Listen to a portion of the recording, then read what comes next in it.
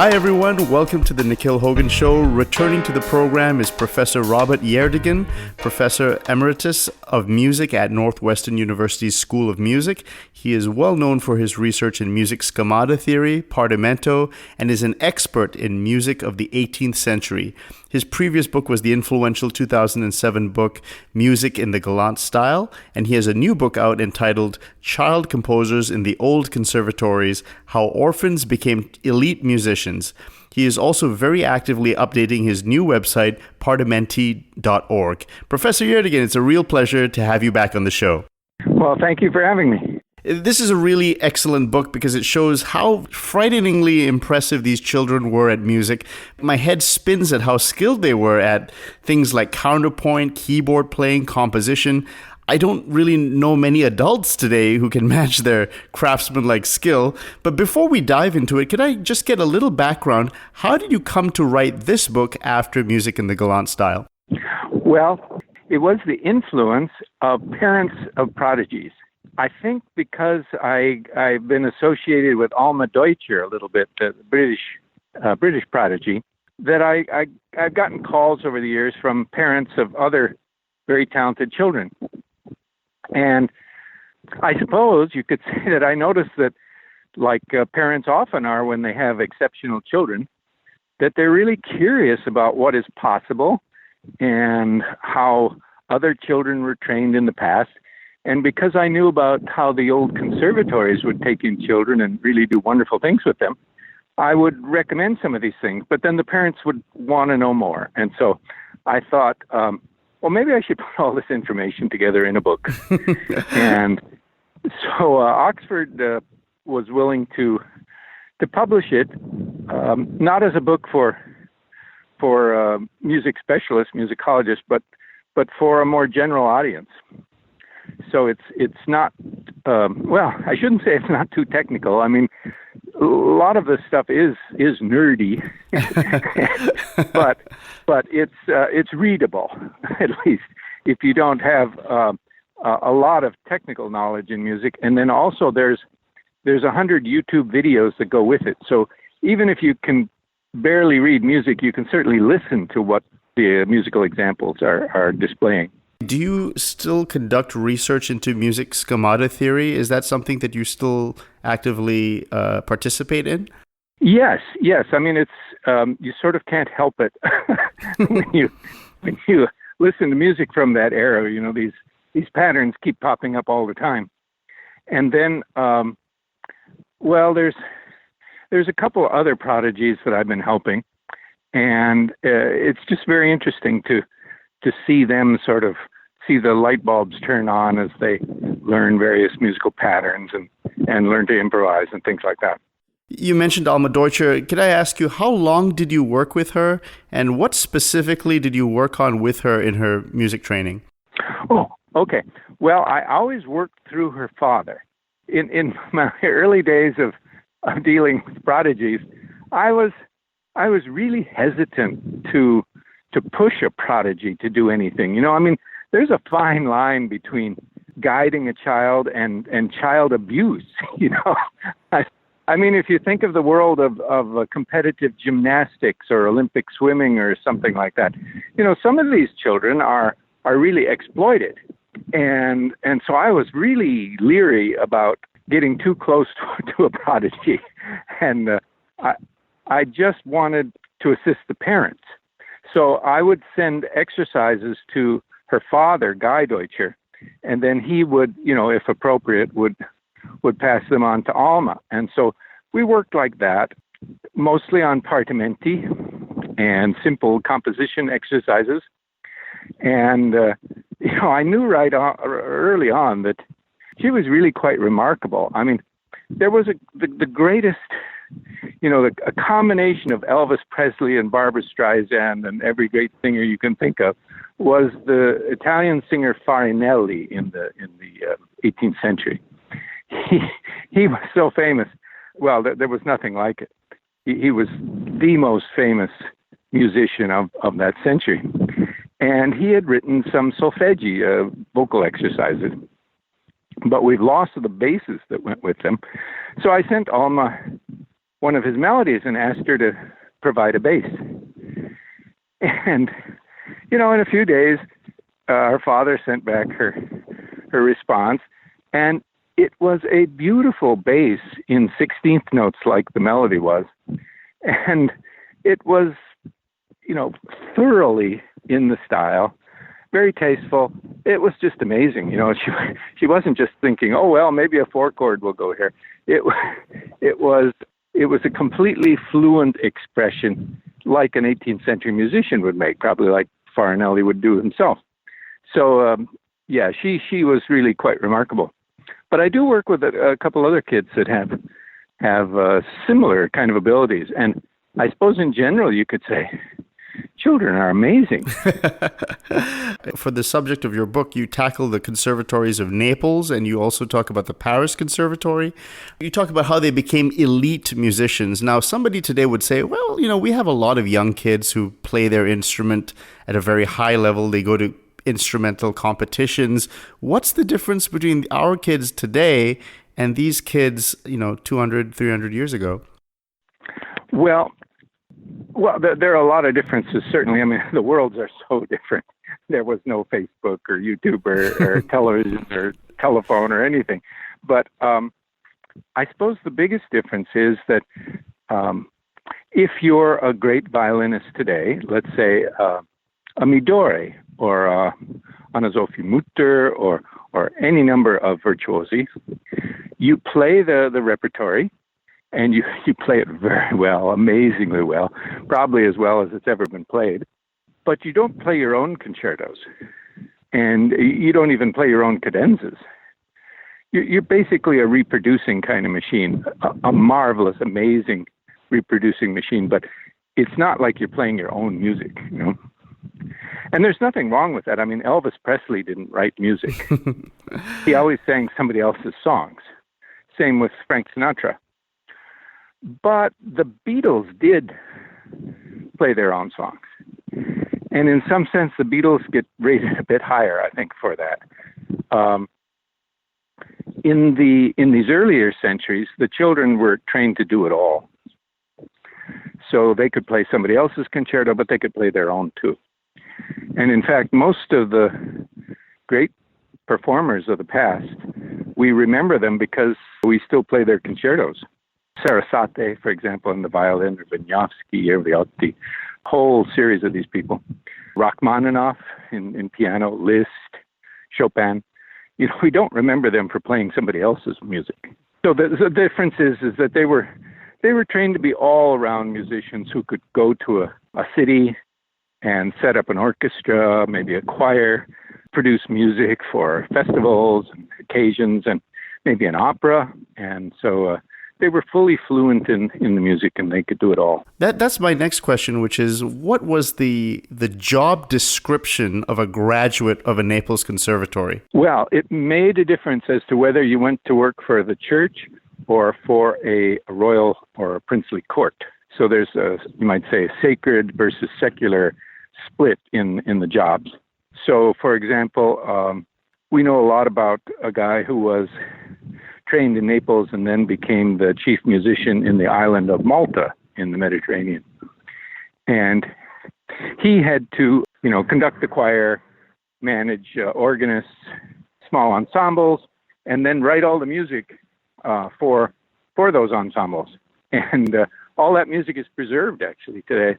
For a church musician, the job was to ornament and decorate sonically the various services and liturgies. But for a secular musician at a court, it was mostly about entertainment.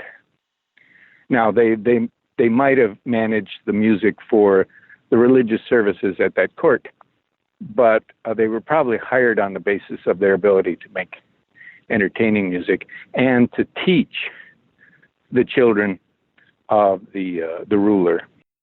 Now, it seems amazing what they can do with counterpoint, and at the end of their course, they could write fugues, they could improvise fugues. Was fugal writing, was that part and parcel of their kind of professional work? Is that something, or is it kind of overkill in terms of like musical skill?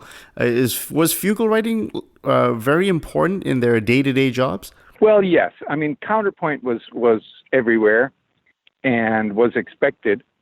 And I think we need to demystify fugue a little bit. You know, when most of us encounter fugues, it's from the works of J.S. Bach. And these are monumental, amazing creations.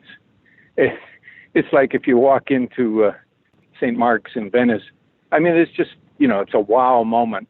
And the fugues of Bach are definitely wow, and you think, how could anybody do that?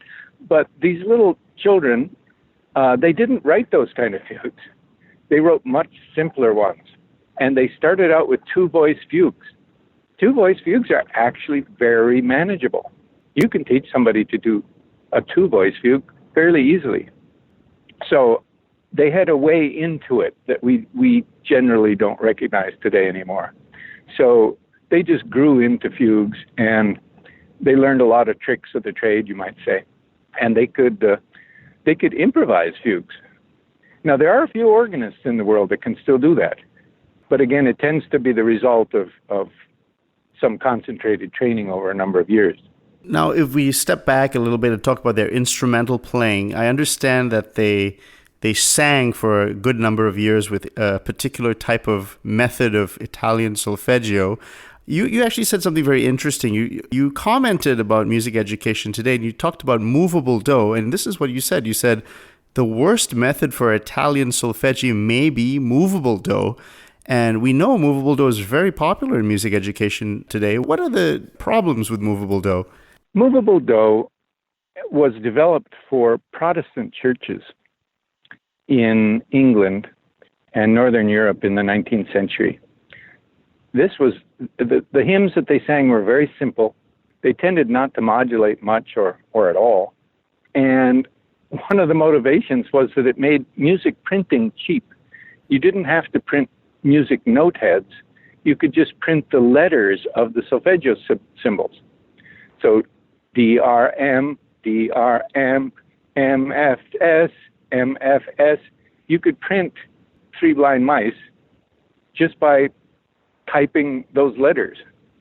And local presses could print this music with letters instead of having to have complicated fonts that could do music, which is quite difficult. So, it was designed for a completely different purpose than what a professional musician would do. Well, for example, if someone is good at movable do, and bless their heart, and I ask them to, now let's sing a Mass by Palestrina. Well, let's say it starts on D, and then it has some G major chords, and then it has some A major sound. Well, what syllables are they going to use? Generally, they can't answer that question because it's not in D minor, and it's not in G major, and it's not in A major. And, major and minor key is not the be-all and end-all of Palestrina's work. And the same would be true for a piece by Hindemith, for example.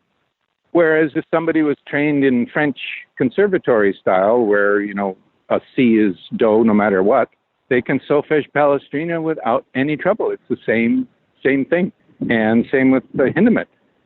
Now, the old Neapolitan style, which is more complicated and probably would help if you started at a very early age, that also would not draw any distinctions between Palestrina and Heinrich Schenker and Mozart and Berlioz.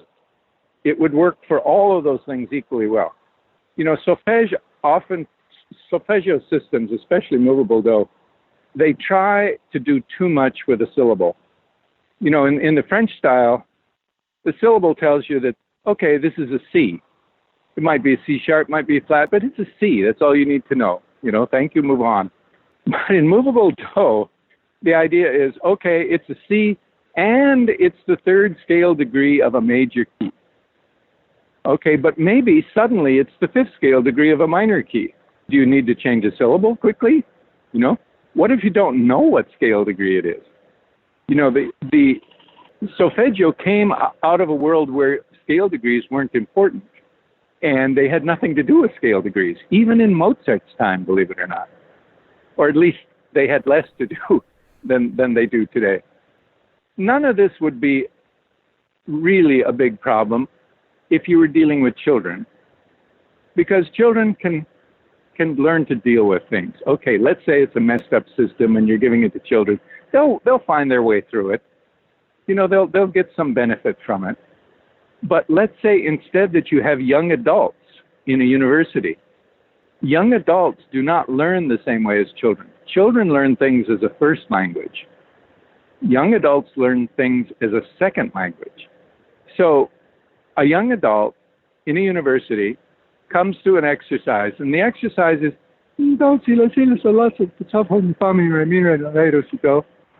okay, they're never going to be able to do that, ever. They'll be stumbling over what syllable to pick. They'll never get past that.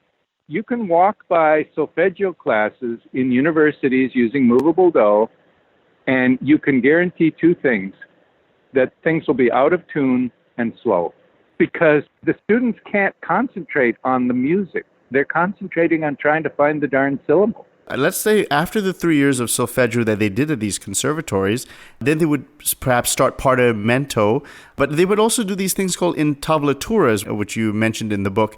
And these seem to be beginning keyboard pieces that children would learn, perhaps to learn to play on the keyboard, and they were realized simple pieces. How extensively were these beginning keyboard pieces or intavolature used in these conservatories? I wish I knew. It's a really good question. Everything is unclear about intavolature. The word is the same word that guitarists use when they say a tab, a tablature. Tablature. Yeah, it's a tab, meaning it's a fully written out piece, unlike a partimento, And we know next to nothing about how they were used. Clearly all the composers in their late teens or early 20s could play the harpsichord well, and the organ. It was just assumed. Conductors conducted from the harpsichord. And all of the chapel masters being trained in Naples were assumed to be able to take that kind of job. So you might say, we know the starting point, which is 0, and we know the ending point, which is fluency on the keyboard. And we know that they did a lot of partimenti somewhere in the middle, but somehow they had to get some skill on the keyboard. And we do have this somewhat mysterious repertory of things called intavolature. Now, to make it worse, other things are also called intavolature. So I guess you would call it an educated guess. What are some good, easy keyboard works that you might recommend for parents or teachers to try with students or kids who are just learning the piano? Okay. There are sonatinas by Clementi, little sonatas by Clementi that have always been fairly useful for beginning pianists. Some of the earliest works of Mozart, little harpsichord pieces, are good for early players. These intavolature that are up on partimenti.org can work in the same way. And then also, it's easy to overlook this, but solfeggi are excellent beginner piano pieces. If I was a violinist, would I need to sing and play the keyboard? Yes, because there were jobs at certain princely courts, you might say pure violin jobs, but they would have been in the minority. Most musicians would, play in a court orchestra perhaps, or in a cathedral orchestra, but they would be expected to do other things, to teach a choir, to teach choir boys. They had to be able to do all those things. So even if I played guitar or cello or trumpet, I would have been expected to have some fluency on the keyboard and also singing as well. Yes, as far as we know. Okay. Why did the Neapolitans place so much importance on singing? Well, they were in a singing culture, you might say. Singers were the most famous musicians that there were. Everybody sang. I guess, it's a little bit like the guitar today in popular culture. I mean, it's just assumed if you're a pop musician that you can play the guitar, even if that's not your main thing. Whereas, in earlier centuries, it was harpsichord or violin. But yeah, there was an Italian proverb that went, si canta, si suona, which means if you can sing, you can play. In other words, if your mind controls your voice in a musical way, you can control an instrument. You just need to learn the basics. When kids take music lessons today, they maybe see a teacher once a week. What was the scale, like how many hours a day did a kid at one of these conservatories put into music?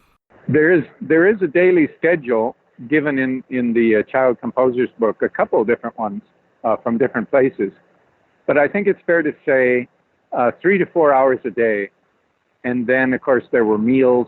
There was some playtime.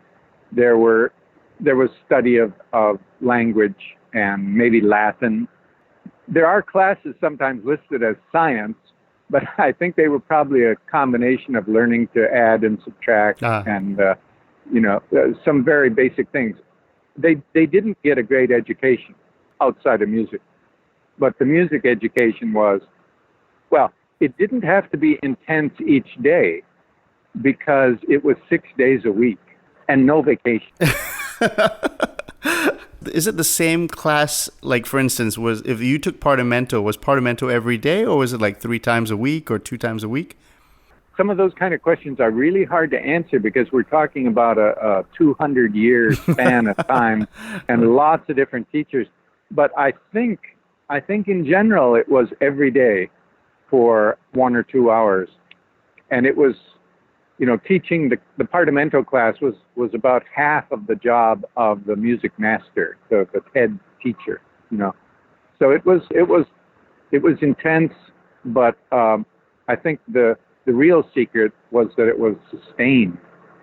You also mentioned the Paris Conservatory, and you mentioned the Paris Conservatory is a kind of a successor to the methods of the Italian Neapolitan school.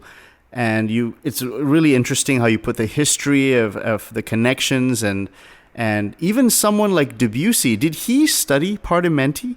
Yes, but they may have just called it improvisation. It was in the first class of keyboard work, which was sometimes called accompaniment, which is a French word for figured bass. So in the class of accompaniment, that was Debussy won his highest prize in all the classes that he took. He eventually won the Prix de Rome, which was the top prize in composition. But in terms of classes, the only time he got a first prize was in improvised keyboard playing. And one of his classmates talking about this called that work playing partimenti. Oh, really? Wow. So sometimes the word was used, the Italian word was used, and other times it wasn't. But the French had always, since the early 18th century, the French had imported Italian musicians with the idea that, well, these are the best. I'm an aristocrat. I want the best. And so when the Paris Conservatory was started, Naples trained musicians were important advisors. They were on the boards. They helped set it up. And lots of people trained in Naples or Bologna. They became professors. Is there any clear difference between the methods of the Bologna and the Neapolitan traditions? Yeah, really good question. Bologna was not as systematized. You didn't have hundreds of children. You had just private lessons and a couple people. It was more like an old-time apprenticeship system. And it had a more historical orientation. Padre Martini was quite a fine scholar of music history, whereas that did not seem to fit into Naples much at all. But I think I have to be honest and say I don't know as much about Bologna. Professor Peter von Tour is working on the Bolognese situation right now in terms of research, and I'm really looking forward to seeing what he says. That there are far fewer maestros in Bologna, far fewer students, but on the other hand, it was the creme de la creme. I mean, Padre Martini taught Stanislaw Mattei, who taught Rossini, Donizetti, and other people like that. I mean, really, really heavy hitters. Mozart. Yes. Now, when the Paris Conservatory was being set up, which was 1795, Naples was in revolt against Napoleon's armies. And so several of the early professors had connections with Bologna instead of Naples. And I think that's probably because Naples was considered a rogue province.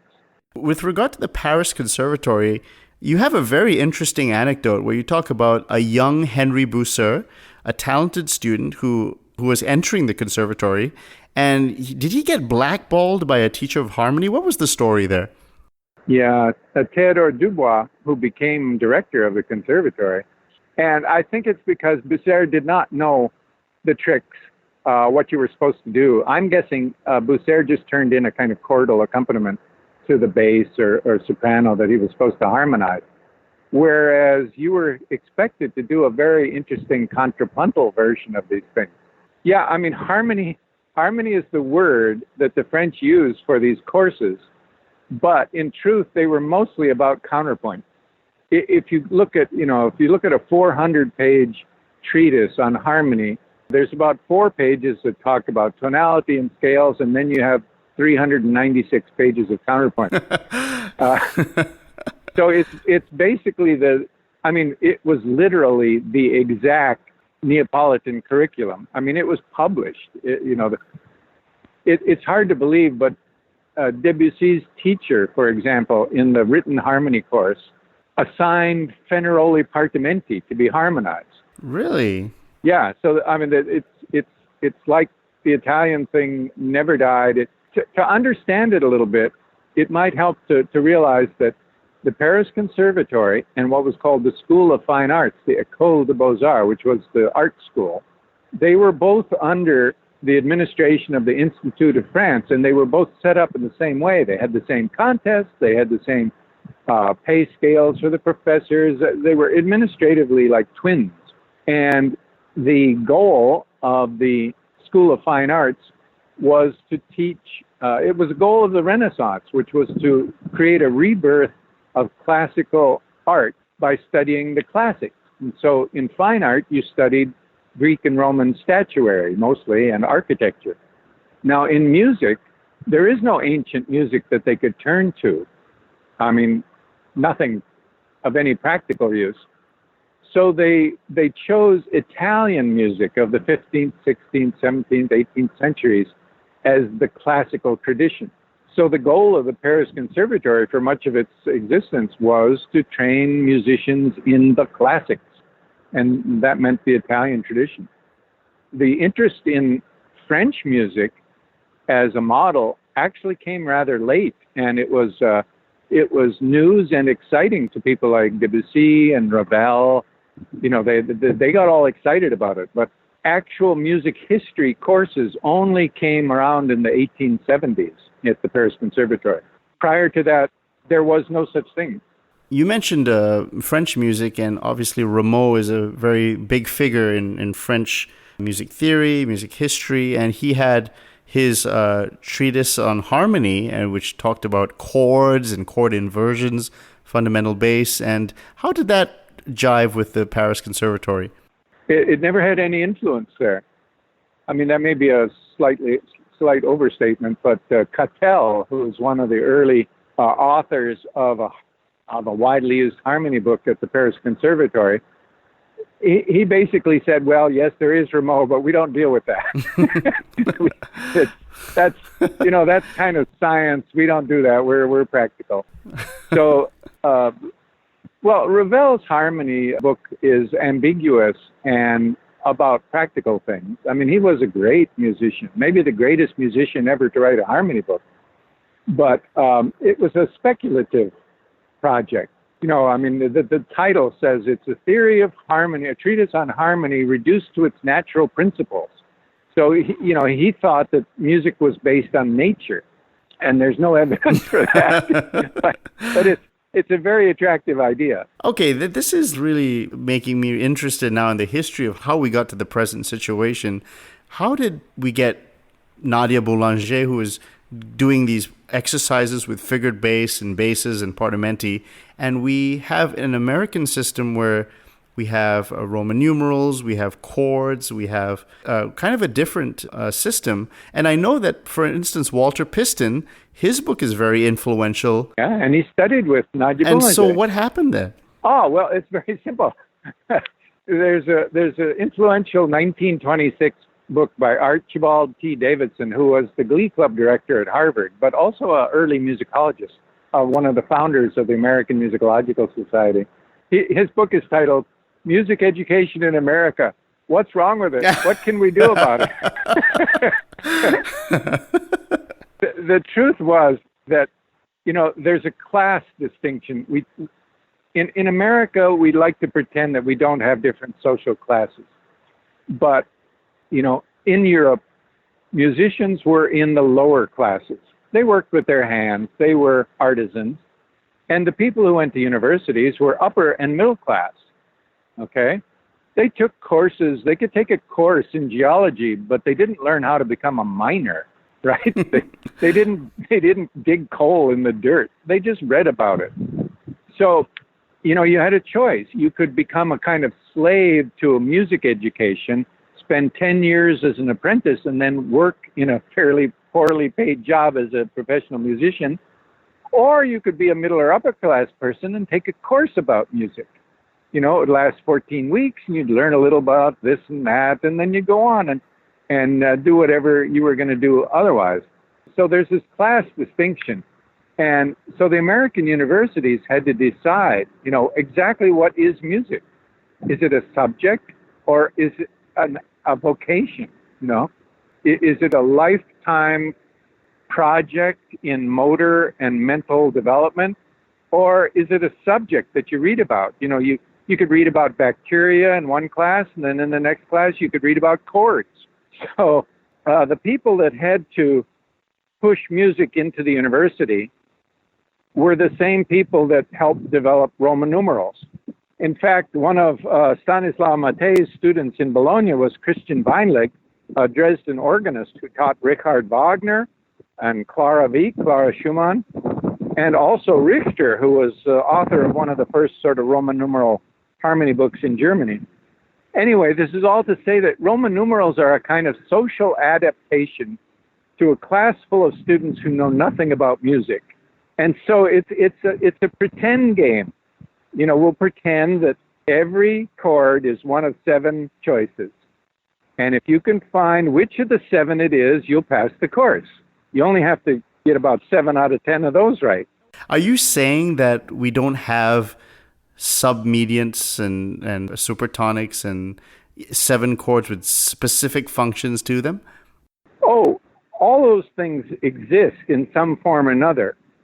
But putting a 6 under something doesn't really tell you anything about it.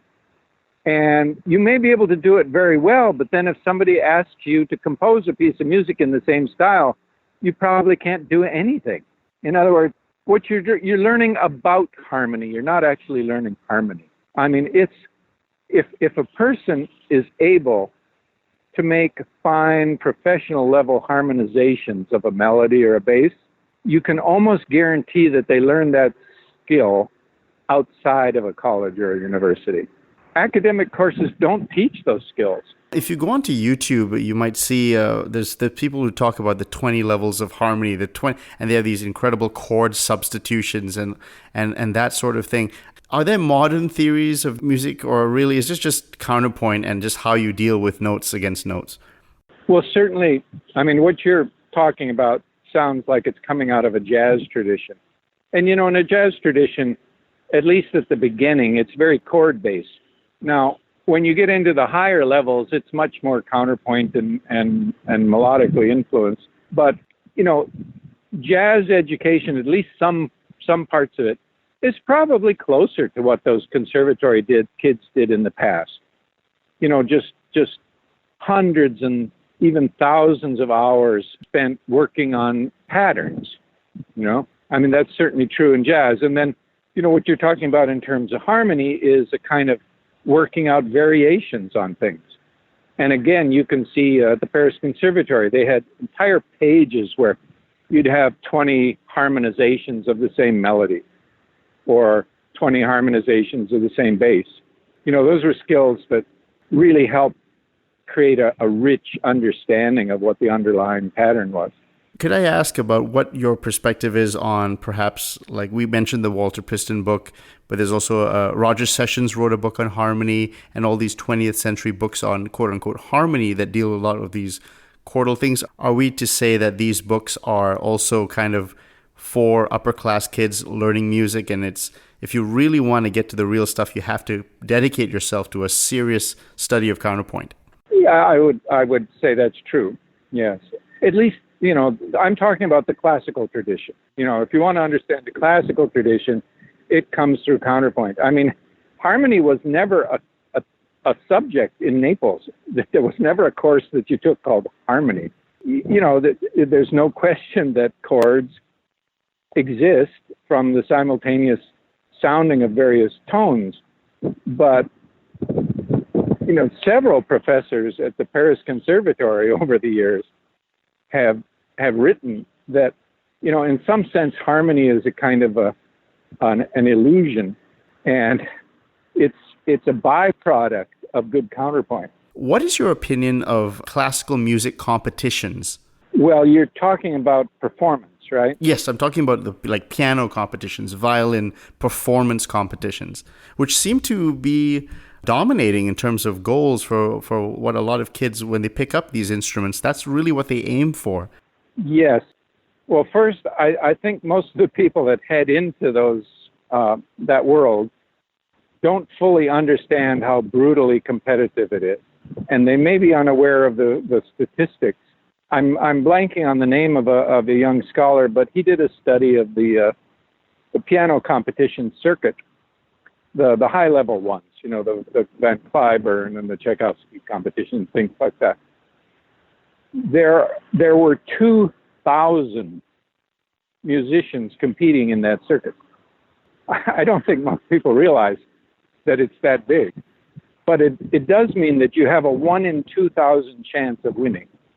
Yeah, I mean, I shouldn't really talk about that because I was never a studio teacher and I don't know the ins and outs of that. But I think it's a very brutal system, and whereas, well, for political reasons, but I mean, when Van Cliburn won the Tchaikovsky competition, he got a ticker tape parade in New York City.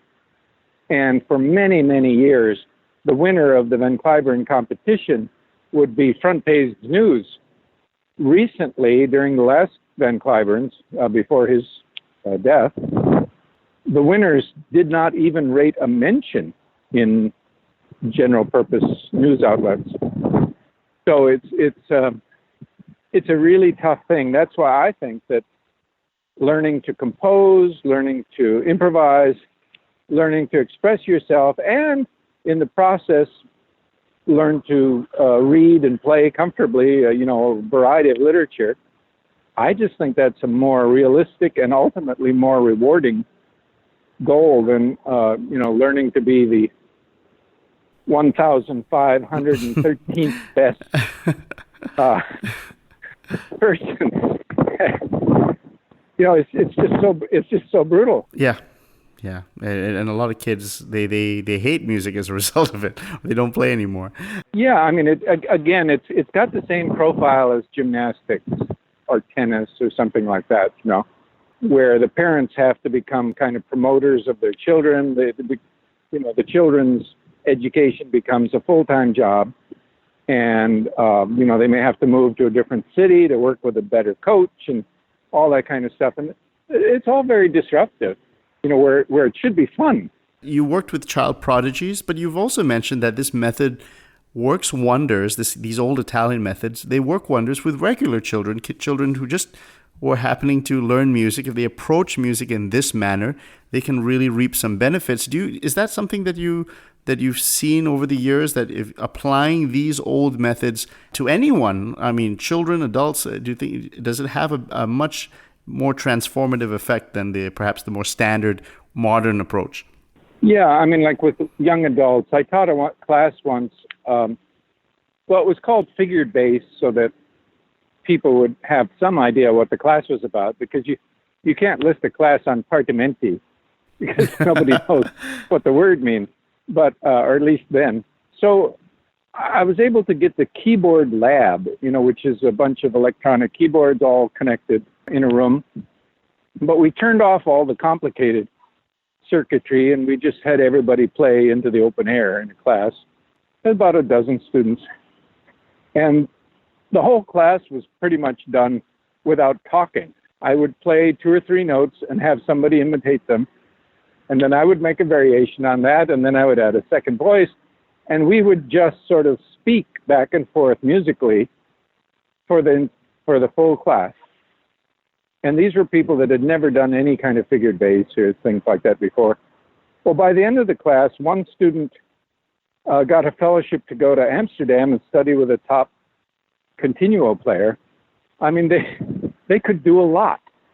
I mean, they were it's really not just for prodigies. certain... A lot of people you can learn quickly. Yes, well, quite frankly, it always was kid stuff.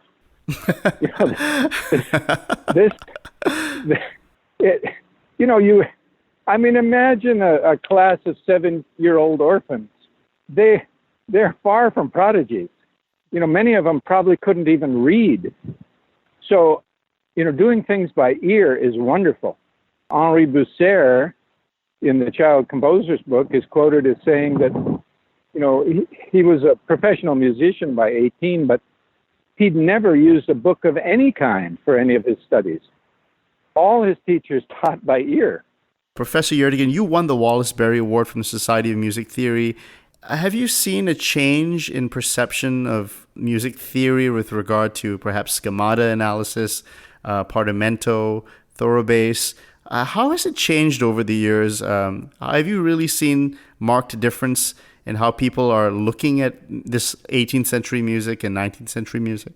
There has been a change. I mean, when I first started doing some of this stuff, people thought it was just made up out of whole cloth, that I was just selling some kind of like phony product, And did you get some pushback? Oh, absolutely. Can you give an example? But no, because people would be able to figure out who okay. the person saying it was. But people told me that, well, this stuff, it isn't really music, is it? So, there are different levels. First of all, in North America, it sounds strange to say, but honest to goodness, there was a great deal of prejudice against Italians and Italian music. Heinrich Schenker says some really disgusting things about Italian musicians. He compares them to organ grinders' monkeys, okay? And, Britain had a German royal family. So, Queen Victoria played forehand music with Mendelssohn. They spoke German at court. in England. And so the Americans picked up on that, that we emulated the British, and the British esteemed German music. And so we picked up on that, and that became our tradition. Nothing wrong with that. I mean, what's not to like in Bach and Mozart and Beethoven? Right. But Italian music fell into a kind of blind spot where it was considered, just that all they do is opera, and it's not very good and that sort of thing. So there was that prejudice. And then the other thing is that, talking about the different social classes, academic musicians tended to think of the professional musicians, the conservatory trained musicians, as not very smart. That, okay, they're able to do it, but they don't actually know what they're doing. There was a German professor, Siegfried Dehn, in Berlin in the middle of the 19th century, and he said, well, yes, they do all these things, but they don't have a theory of harmony, so they don't really know what they're doing. So there was prejudice against this sort of stuff. And, well, in terms of the Society of Music Theory, it's very hard for these big schools to give up on these bogus harmony classes. It's the bread and butter of what they do. You know, there are dozens of sections of these courses across the country. There's tens of thousands, 100,000 people taking these courses, and to admit that they're mostly useless. But that's interesting, Professor Gjerdingen. Isn't Heinrich Schenker, who you mentioned in the last interview, he didn't like Roman numerals and he was very much into counterpoint. But isn't he kind of more popular in American universities now? Well, I think so, although I think the high water mark of that has passed. But yes, I mean, he, you know, bless his soul, he believed in counterpoint. He believed in figured bass. You know, that's how he viewed this music. And it was a very wise and historically supported choice. So again, you know, to get good at Schenkerian analysis, it's like apprenticing in a craft, and it takes more time than a typical curriculum can allow. To end off, I would like to ask, what's your plan with partimenti.org? Oh, well, it's just planned as a massive resource for all the wonderful lessons from the past that can be made available to people today. Do you have new books and new articles planned for the future? Well, I'm thinking about a couple things, but I haven't started anything. I've just been working on the partimenti.org for the last few months, and that'll probably keep me busy for a while yet. Were you friends with Professor Daniel Heartz, who recently passed away? No, I wasn't. And I believe that he didn't actually like schema theory very much. That's what I'm told. I mean, I'm friends with his students, and I'm a fan of his, but he wasn't a fan of mine. I think there are various issues at play there. One is that where he taught, the University of California at Berkeley, they never actually had any kind of program or professors in music theory. I think they always thought of it as somewhat sort of applied music, and they would hire adjunct people to do that kind of thing. So I don't think he really thought very highly of music theory in general. And then, you know, schema theory popped up very late in his life. And maybe it was just something he wasn't interested in pursuing. But I'm a fan of his, and I was disappointed that he wasn't that interested in it, because he was a great expert on that music. I asked another colleague of yours, Professor William Kaplan, talking about the work and how the schemas apply to form. Could you comment on that subject? Yeah, I mean, I think there are some cases where a certain kind of schema is used in a certain place in a piece. But then in other cases, I think they're too generic for that. So it's not like one size fits all. He has a long-standing and important interest in musical form, so that sort of pops into his mind. I've always thought that form is one of the two of between tonality and form. You know, those are things that we pretend that we can talk about, whereas in truth, they're both ridiculously difficult to try and understand. They happen in real time, and they're part of an evolving awareness of a person experiencing a very complex artwork as it unfolds. So it's never been a great interest of mine, but I can see the interest that people have in it, and certainly some schemas are associated with particular places in musical forms. I think that's fair. You mentioned that children are amazing, and this is, maybe you could give a final statement maybe to parents who are thinking about, hey, I want to see if my kid could maybe take musical lessons or maybe get into music. What would you recommend for parents who have kids and they think, all right, I want to get my kids to start music. How should they do it? I wish I had a good answer for that. One of the answers is just do it. Just start. It doesn't matter if you have a grand piano or you just have a kazoo. You know, it's the doing. So get your children doing music. If you can find a friend and they can learn together, it'll go so much better, because children are so responsive to peer pressure and the idea that, you know, their friend is doing this too, and so they want to be as good as Billy or Jill or whatever, they can go online. They can find simple exercises. At partimenti.org, there are already some very basic things under the About Partimenti category. And, they should reach out. There are, you yourself and other people are very open to helping parents think of things that their kids could do. And I think progressive music teachers, private teachers, are becoming increasingly willing to, try some more creative things rather than just having the children drill on exercises and stock repertoire. But the main thing is just to start.